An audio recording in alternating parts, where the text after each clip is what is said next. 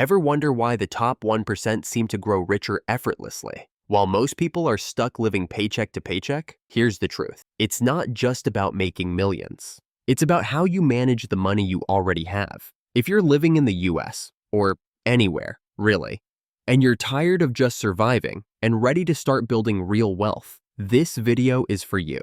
Today, we're diving into how the wealthy think differently about money and how you can start using the same strategies no matter your income. First, stop focusing only on income.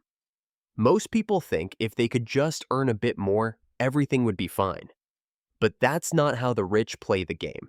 The 1% focus on assets, things that grow in value and generate money even when they sleep. Think real estate, stocks, businesses, or digital products. For example, say you're earning $6,000 a month. Instead of buying a new iPhone or upgrading your car, what if you put $500 a month into a simple index fund? In 10 years, that could grow into over $90,000 thanks to compound interest. That's the kind of mindset shift that builds wealth. Second, let's talk about the pay yourself first concept using the 60-20-20 rule. This simple mindset shift is one of the biggest differences between how wealthy people handle money compared to the average person. Most people follow a common pattern. They get their paycheck, pay their bills, buy groceries, maybe dine out a few times, and if anything is left over at the end of the month, they might think about saving. The problem is, there's rarely anything left. And this habit keeps people stuck in the paycheck to paycheck cycle, no matter how much they earn. But the wealthy do things differently. They flip the script. Instead of saving whatever is left, they make saving and investing the very first thing they do when money comes in. That's what paying yourself first means. You're prioritizing your future before spending on today. Now, the 60-20-20 rule is a really helpful way to put this into action. It simply means you divide your income into 3 parts. 60% of your income goes toward needs, your essential living expenses. This includes your rent or mortgage, utility bills, groceries, transportation, and insurance. So, if you're earning $5,000 a month, you'd allocate $3,000 toward all of these basics. If your needs go way over this 60% range, it's a sign you may need to cut back or find ways to increase your income. Next, 20% of your income is reserved for wants. These are the things that make life fun: eating out, going to the movies, Netflix, shopping, concerts, hobbies, and travel.